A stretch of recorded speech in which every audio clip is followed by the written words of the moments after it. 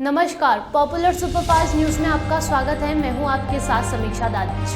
आज सुपरफास्ट में बात होगी, पीएम मोदी ने राम मंदिर पर दशहरा कार्यक्रम से कही बड़ी बात की। एकनाथ शिंदे और उद्धव ठाकरे ने एक दूसरे पर बोले हमले की। बात करेंगे एकनाथ शिंदे के वार पर संजय राउत के पलटवार की। अखिलेश यादव की कांग्रेस से नाराजगी के बीच इंडिया पर बोले खड़गे की। निशा बांगड़े आमला सीट से लड़ेंगी चुनाव की। साथ ही जानेंगे इजराइल और हमास की जंग, यूएनएससी में बड़े बयान की। असदुद्दीन ओवैसी ने लगाए फिलिस्तीन जिंदाबाद के नारे की। बात करेंगे गोरखपुर में आईसीटी लैब का शुभारंभ करने पहुंचे योगी आदित्यनाथ की। एशिया चैंपियनशिप ट्रॉफी में हिस्सा लेने पहुंची चीन की विमेंस हॉकी टीम की। और आखिर में बात होगी एक बार फिर भिड़े महुआ मोइत्रा और निशिकांत दुबे की। इसी के साथ ही और भी तमाम बड़ी खबरों से आपको कराएंगे रूबरू।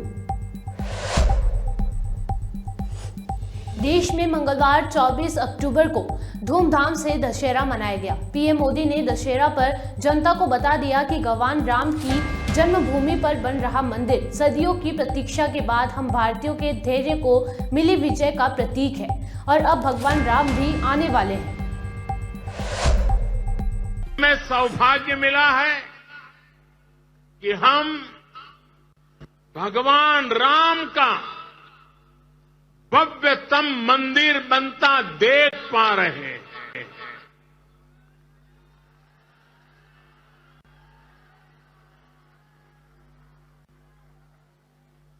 और अयोध्या की अगली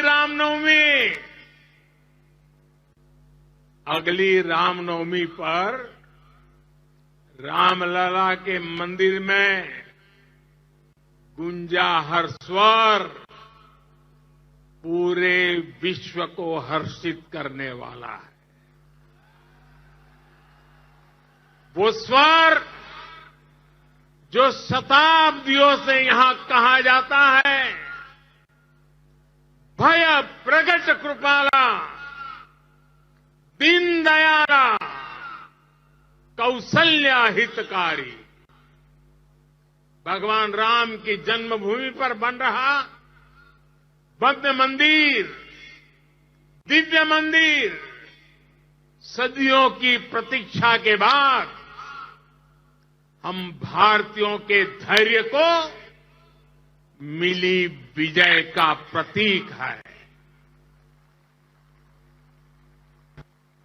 राम मंदिर में भगवान राम के विराजमान के बस कुछ ही महीने बचे हैं। भगवान श्री राम बस आने ही वाले। महाराष्ट्र में मुख्यमंत्री एकनाथ शिंदे और उद्धव ठाकरे अलग अलग जगह दशहरा कार्यक्रम में शामिल हुए, लेकिन खबर ने तूल तब पकड़ा जब एकनाथ शिंदे ने उद्धव ठाकरे पर निशाना साधते हुए ये तक कह दिया कि ये तो हमास और लश्कर-ए-तैयबा के साथ भी गठबंधन बना सकते हैं। आप में जिनको नहीं मालूम हो उनकी जानकारी के लिए बता दें कि ये दोनों संगठन आतंकवादी समूह हैं। 5 राज्यों में विधानसभा चुनाव और फिर लोकसभा चुनाव। ऐसे में इस बार शिवसेना के दोनों गुट की रैली में चुनावी वार पलटवार किया गया।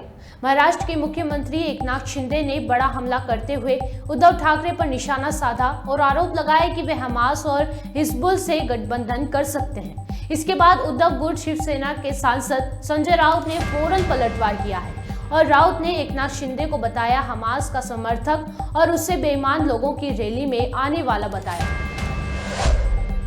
लश्कर-ए-तैयबा से तुलना की। किसकी? शिवसेना। कौन सी शिवसेना?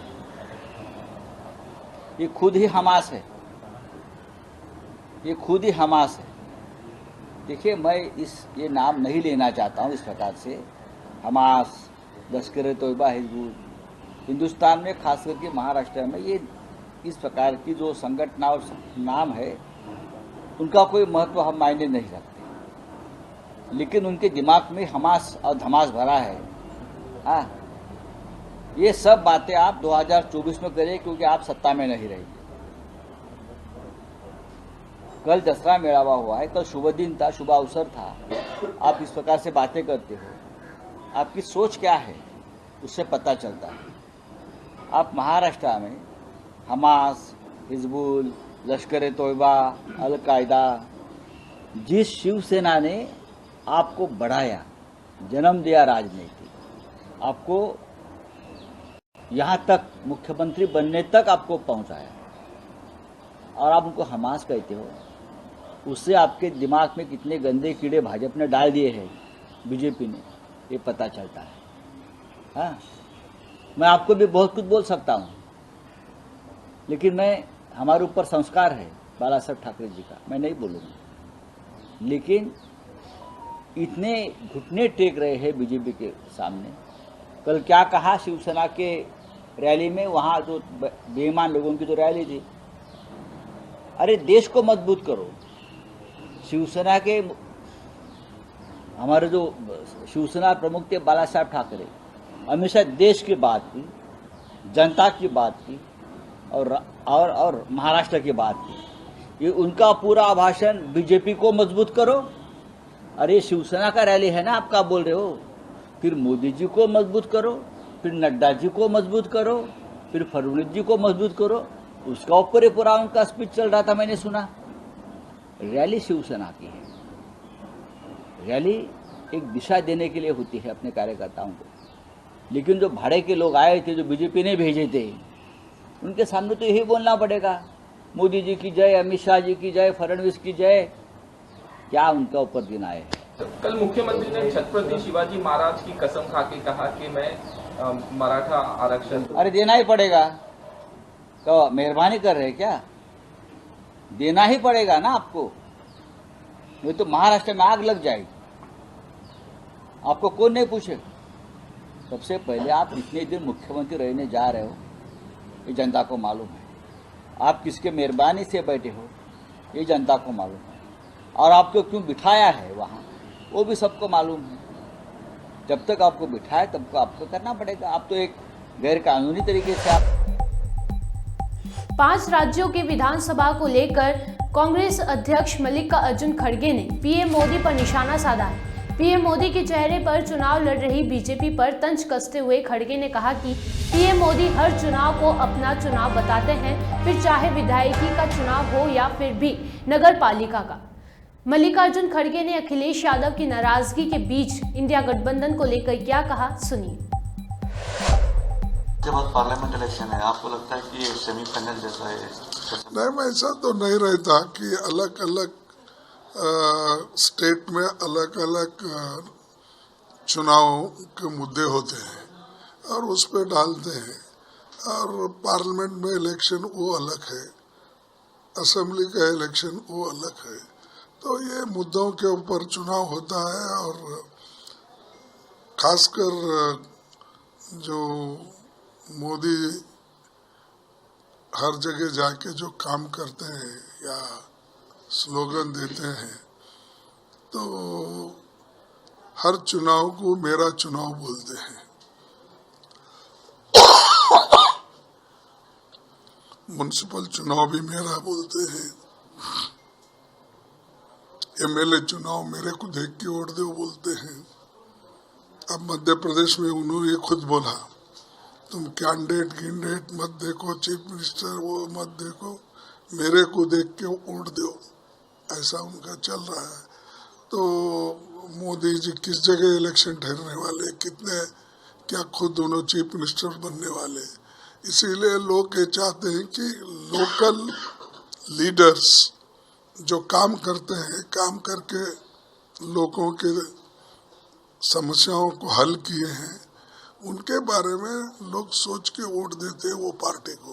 अभी इंडिया अलायंस ने आप जो बनाया, इंडिया अलायंस को लेके अभी स्ट्रेटेजी कैसा रहेगा सर इंडिया अलायंस का? अब देखेंगे, अब 5 तो हमारे इलेक्शन होने दो। इंडिया अलायंस एमपी की शिवराज सरकार से अपना इस्तीफा मंजूर होने के बाद पूर्व डिप्टी कलेक्टर निशा बांगे ने चुनाव लड़ने का ऐलान कर दिया है। निशा बांगे बोली कि मैं चुनाव तो लड़ूंगी ही, मैंने हमेशा से कहा कि मैं लोकतंत्र का हिस्सा बनना चाहती हूँ, विधायक का हिस्सा बनना भी उसका एक पार्ट है, इसलिए मैं निश्चित तौर पर चुनाव तो लड़ूंगी ही, मैं नामांकन पत्र भरूंगी। चुनाव तो हम लड़ेंगे ही, क्योंकि मैंने हमेशा से ही बताया कि लोकतंत्र का हिस्सा हम बनना चाहते हैं, विधायिका का हिस्सा बनना भी उसका एक पार्ट है। तो हम चुनाव तो लड़ेंगे, निश्चित तौर पे मैं नामांकन पत्र भरूंगी। लेकिन जब आपने इस्तीफा दिया था तब आपने वजह कुछ और बताई थी, क्या उसी समय तय कर लिया था कि आपको चुनाव लड़ना है या फिर क्या स्थिति हुई कि आप? मैंने पहले ही बहुत विस्तार से बताया कि मैंने जिस समय इस्तीफा दिया था उस समय मैंने कारण लिख के दिए थे कि मुझे मेरे मकान के उद्घाटन में जाने की अनुमति नहीं दी जा रही थी। और जब मैंने पता किया इन 2-3 महीनों में, तो मुझे मालूम चला कि ये सब राजनीतिक कारणों से हो रहा है। मैं हमेशा से चाहती हूँ कि इस देश में अच्छी व्यवस्था बनी रहे, और व्यवस्थाएं बनती है अधिकारियों से और हमारे जनप्रतिनिधियों से। अधिकारी रह के मैंने देख लिया, राजनीतिक मंशा अगर अच्छी हो तो अधिकारी भी अच्छा कार्य कर सकते हैं। इसीलिए मैंने ये फैसला लिया कि अब मैं विधायिका में जाऊंगी और जो अन्याय मेरे साथ हुआ है उस अन्याय के खिलाफ हम लड़ाई लड़ेंगे, ताकि किसी और के साथ इस तरह का अन्याय ना हो। तो ये सब ग्रेजुअली हुआ है और आज हम जो है चुनाव लड़ने के लिए तैयार हैं। आपको क्या लगता है जिस समय आपको मना किया गया तो उस समय तो आप किसी राजनीतिक से नहीं थी, आप एक IAS हैं, आप पद पे थी, तो ऐसे अधिकारी के साथ जो सर्वोच्च पदों पे रहते हैं, वो जो पदों पे पहुंचे, उन अधिकारियों के साथ भी आपको उस समय कहाँ से आपको लगा कि आपके साथ राजनीति हो रही है, वो क्यों लगा? बिल्कुल, क्योंकि मैं जहाँ पर मकान का उद्घाटन था वहाँ पर सर्वधर्म प्रार्थना होने जा रही थी, और चूंकि मैं उस क्षेत्र में पिछले 5 साल से हूँ, मेरी पोस्टिंग वहाँ 2018 से 2021 के बीच में रही है, लोगों के बीच नहीं, आमला लोगों के बीच में रही हूँ, जनता का स्नेह और प्यार मेरे साथ रहा है। तो लोगों ने ही मुझे एक ऑप्शन के तौर पे उस समय भी देखा था जब मैं वहां पर पदस्थ थी, इसीलिए मेरा ट्रांसफर फिर जगह जगह बार बार हो रहा था, क्योंकि वहां के जो माननीय थे उनको परेशानी हो रही थी। तो यही कारण रहा था। लोगों ने तो उसी समय से एक जनप्रतिनिधि के रूप में मुझे चाहा था, लेकिन मैं उस निर्णय तक नहीं पहुंच पा रही थी, क्योंकि मेरा कोई पारिवारिक बैकग्राउंड नहीं है इस तरह का। मैं सीख कर ही आगे बढ़ रही हूँ, पढ़ लिख करके अधिकारी बने। अधिकारी रहते हुए मैंने देखा कि जिस स्वतंत्रता के साथ मैं काम करना चाह रही हूँ मुझे वो नहीं मिल पा रही है। और फिर हद तो तब हो गई जब मुझे मेरे घर के उद्घाटन में अनुमति नहीं दी गई, तो तभी मैंने अपना इस्तीफा दिया और ग्रेजुअली फिर हम यहाँ बढ़े। मैं किसी राजनीतिक दल से कभी जुड़ी नहीं रही। प्रशासनिक कार्यों में आपने बोला कि स्वतंत्रता नहीं मिली, तो किस तरीके की आपको दिक्कत आ रही है, क्या कुछ हुआ था आपके साथ जो आप कह रही हैं कि मैं स्वतंत्रता नहीं मिली थी अधिकारी को? वही तो बता रही हूँ, जो मेरे मकान का उद्घाटन था जिसमें सर्वधर्म प्रार्थना थी, कोई एंटी नेशनल काम नहीं था, वो एक सर्वधर्म प्रार्थना थी जिसमें सभी धर्मों के धर्मगुरु आए भी थे, उन्होंने आशीर्वाद भी दिया था। मैं चाहती हूँ कि मैं लोगों अंतिम व्यक्ति तक के पहुंचूं, छोड़ के अंतिम व्यक्ति तक के, और उसके लिए मैंने अपनी नौकरी में भी वो कार्य किया और मैं हमेशा करना चाहती थी, क्योंकि आमला में मेरी पहली पोस्टिंग थी, मेरा वहां लोगों से जुड़ाव था। इसीलिए मैं चाहती थी कि एक घर सबको बनाना होता है, मैं अपना घर वहां बनाऊं, लोगों से हमेशा जुड़ी रहूं, ताकि मैं अपने रिटायरमेंट के बाद वहां पर अपने जो मेरे कार्य हैं, जो मैं करना चाहती हूं समाज के प्रति, देश के प्रति, वो मैं कर सकूं। तो मेरी प्लानिंग तो रिटायरमेंट के बाद की थी, लेकिन ये परिस्थितियां अभी बन जाएंगी मुझे नहीं मालूम था। किसी पार्टी से आपकी बातचीत हुई? कांग्रेस ने कुछ लंबे समय तक आपके लिए सीट रोक के रखी थी कि अंदर कांग्रेस की बात हुई, अमला की सीट रोक रखी थी। देखिए, जब मैं ये संघर्ष कर रही थी तब कांग्रेस ने मुझे साथ देने की बात करी। जब मेरी गिरफ्तारी हुई तब भी कांग्रेस के नेता मेरे साथ थे और उन्होंने फिर मुझे आश्वासन दिया था कि हम अंतिम के 2 दिन तक इंतजार करेंगे आपके इस्तीफे का। तो आज मैं कमलनाथ जी से मिलना चाहती हूँ, उनसे पूछना चाहूंगी कि आपकी तरफ से ये मैसेज था मेरे पास में, तो अब आप बताइए आपका क्या स्टैंड है, क्योंकि मेरा इस्तीफा हो चुका है। आज मैं स्वतंत्र हूँ जनता की लड़ाई लड़ने के लिए, तो मैं तो अपनी लड़ाई जारी रखूंगी, लेकिन आपने जो प्रॉमिस किया था उसके बारे में मैं जानना चाहती हूँ। अगर कांग्रेस अगर टिकट नहीं देती तब आप क्या कहेंगे? हम तो जनता के लिए काम करेंगे। अगर जनता कहेगी कि निर्दलीय लड़िए या इस पार्टी से लड़िए तो मुझे कोई परेशानी नहीं है। जैसा जनता कहेगी, जो जनता का आदेश होगा उसका मैं पालन करूंगी। तो चुनाव लड़ेंगे? चुनाव लड़ूंगी मैं। आपको लगता है कि कौन सी पार्टी और क्या आपके मुद्दे रहने वाले हैं? मुद्दे तो देखिए बहुत सारे हैं, हमारा रोजगार, स्वास्थ्य, शिक्षा, बहुत बेसिक चीजें हैं जिसके लिए हमारे आम जनता आज भी संघर्ष करती है। तो वो उन मुद्दों के साथ तो मैं रहूंगी, जो भी उनके जीवन में समस्याएं हैं उनके लिए मैं हमेशा साथ खड़ी रहूंगी और लड़ती रहूंगी वहां के विकास के लिए। और संयुक्त राष्ट्र में भारत के उप स्थायी प्रतिनिधि DPR राजदूत R रविंद्र ने इजराइल और हमास के बीच युद्ध पर बड़ा बयान दिया है। उन्होंने बुधवार को कहा कि भारत इजराइल और हमास के बीच चल रहे युद्ध में बिगड़ती सुरक्षा स्थिति और बड़े पैमाने पर नागरिक जीवन के नुकसान को लेकर काफी चिंतित है। संयुक्त राष्ट्र सुरक्षा परिषद में फिलिस्तीन सहित मध्य पूर्व की स्थिति पर खुली बहस में भारत का प्रतिनिधित्व करते हुए रविंद्र ने ये बयान दिया। उन्होंने इस जंग के इजराइल का खुले तौर पर समर्थन भी किया और फिलिस्तीनियों के प्रति चिंता भी जाहिर की।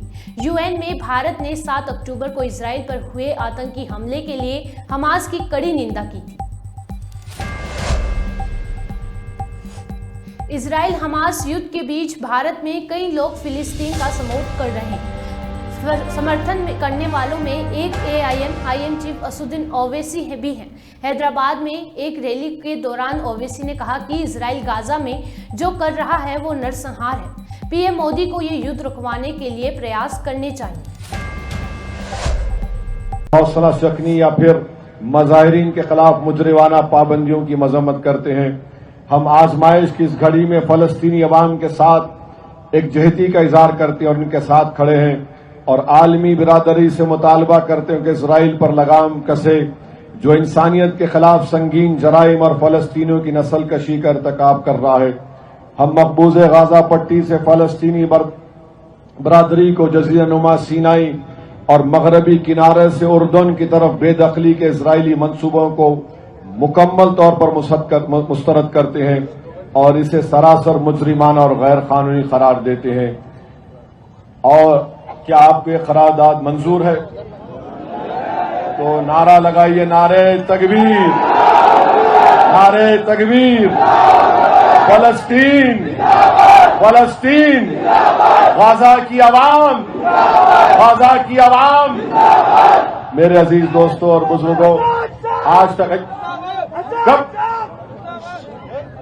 असद साहब का नाम लेते पागल, अब तक इजराइल की जानिब से हमले में 5080 लोगों की शहादत हुई, जिसमें से 2000 बच्चे हैं, 1119 खवातीन हैं, 190 ज़ईफ लोग हैं, 15,890 लोग जख्मी हैं, 50,000 खवातीन गाजा में प्रेग्नेंट हैं। इसीलिए आप तमाम से मेरी गुजारिश है कि आप दुआ करिए गाजा की आवाम के लिए। और हम हमारी हुकूमत से इस बात का मुतालबा करते हैं कि जिस तरह 1987 में श्रीलंका में जाफना में जब तमिलियंस पर ये इस तरह का मुहासरा कर लिया गया था, तो भारत की हुकूमत ने प्लेन के जरिए से तमिलियन जो जाफना में फंसे हुए थे उनको खाना तकसीम किया था। इसी तरीके से हम अमेरिका को याद दिलाते हैं, बरतानिया को, फ्रांस को, कि जब दूसरी जंग अजीम 1948 से 1949 मई तक जब बर्लिन पर कब्जा हो रहा था, तो अमेरिका ने सोवियत यूनियन को कहकर एक कॉरिडोर बनाया था ताकि वहां पर बर्लिन के लोगों को खाना मिल सके। ये तमाम चीजें सामने हैं। मैं आपसे अपील कर रहा हूं कि यहां बैठकर गाजा की आवाम की तकलीफ को महसूस करिए, फलस्तीनियों के लिए दुआ फरमाइए। आज आपको कुर्सी नहीं मिली तो आप खड़े रहने में तकलीफ महसूस कर रहे थे। सोचो थोड़ी देर के लिए कि तुम्हारी बहन है जिसके पास वो प्रेग्नेंट है, हामिला है, अस्पताल नहीं है। मैं सलाम करता हूं फलस्तीन के उन मासूम बच्चों को जो अपने माँ बाप की लाशों को देखकर भी नारे तकबीर अल्लाहु अकबर का नारा बुलंद कर रहे हैं। मैं सलाम करता हूं फलस्तीन की माओं को जिन्होंने अपने औलाद की लाशों को देखकर भी कह रहे कि बैतुल मुक़द्दस हम तुझे छोड़ने वाले नहीं हैं। मैं सलाम करता हूं उन बुजुर्गों को जो अपने सामने अपनी औलाद की शहादत को देखकर भी कहते हैं कि सलाहुद्दीन अय्यूबी तो भी मरा नहीं, हम जिंदा हैं। मेरे अजीज दोस्तों और बुजुर्गों, हमको इनके लिए दुआ करना है और मेरे साथ एक और मर्तबा नारा लगाइए कि फलस्तीन, फलस्तीन, जोर से नारा लगाइए, फलस्तीन, फलस्तीन, फलस्तीन। मस्जिद अक्सा जिंदाबाद, मस्जिद अक्सा जिंदाबाद, मस्जिद अक्सा जिंदाबाद, बैतुल मुक़द्दस जिंदाबाद। और जिन जालिमों ने इनको कत्ल किया, शहादत इनको दी है, याद रखो मस्जिद अक्सा की उन बुनियादों पर हजरत इसराफील अलैहिस्सलाम सूर फूंकेंगे और मुख्यमंत्री योगी आदित्यनाथ आईसीटी लैब यानी कि इंफॉर्मेशन एंड कम्युनिकेशन टेक्नोलॉजी का शुभारंभ करने पहुंचे। इस दौरान उन्होंने स्कूल के बच्चों से मुलाकात की और उनके बनाए मॉडल्स भी देखे। इस समारोह में मुख्यमंत्री बच्चों की पढ़ाई के लिए शिक्षकों को टैबलेट वितरित करेंगे, साथ ही स्मार्ट क्लास की स्थापना का शुभारंभ करेंगे। इसके साथ उन्होंने दिव्यांग बच्चों को सहायक उपकरण वितरित किए। इसके अलावा आंगनबाड़ी केंद्र पहुंचकर उन्होंने नन्हे बच्चों को गोद में लेकर उन्हें दुलार भी किया। आपको बता दें, योगी आदित्यनाथ गोरखपुर मंडल के 64 विकास खंडों में आईसीटी लैब्स का शुभारंभ करने जा रहे हैं। वुमेन्स एशियन हॉकी चैंपियनशिप के लिए चीन महिला हॉकी टीम झारखंड के रांची पहुंची। इस दौरान सभी खिलाड़ियों को शॉल ओढ़ाकर और माला पहनाकर उनका स्वागत किया गया, साथ ही उन्हें गुलदस्ते भी दिए गए। सभी चीनी खिलाड़ियों ने एक साथ तस्वीरें भी खिंचाई। इसके अलावा पारंपरिक नृत्य भी किया गया। चीनी महिला हॉकी टीम की प्रमुख कोच ने भारत की धरती पर हुए स्वागत पर बात की और हॉकी भारतीय टीम को एक अच्छी टीम बताया। Fantastic welcome. Thank you so much for the nice gifts and the dance. It was fantastic. Thank you. Yes, it's a great welcome and it's good to be here. So we really appreciate this. China has already made it to the Paris Olympics. So the strategies are going to be different, or you'll go with the same approach? We have a different team here now, so we play to learn and grow. We've of course qualified, so our approach to this tournament will be different. But we're here to grow and learn and hopefully put together a good result. Most of the teams you have played with, frequently you play with. So which team do you think will be the biggest challenge? Trinamool Congress सांसद महुआ मोइत्रा पर सवाल के बदले पैसे लेने के मामले में बयानबाजी जारी है। मोइत्रा ने एक बार फिर बीजेपी सांसद निशिकांत दुबे पर मंगलवार को निशाना साधा। पैसों के बदले सवाल पूछने के मामले को लेकर उन्होंने बीजेपी सांसद को फर्जी दुबे करार दिया। मोइत्रा ने केंद्रीय मंत्री अश्विनी वैष्णव के लेटर को लेकर उन पर हमला करते हुए कहा कि बीजेपी का स्वागत है। सुपरफास्ट टॉप 10 न्यूज में आज के लिए सिर्फ इतना ही। देश और विदेश की तमाम बड़ी खबरों से जुड़े रहने के लिए देखते रहिए पॉपुलर टीवी।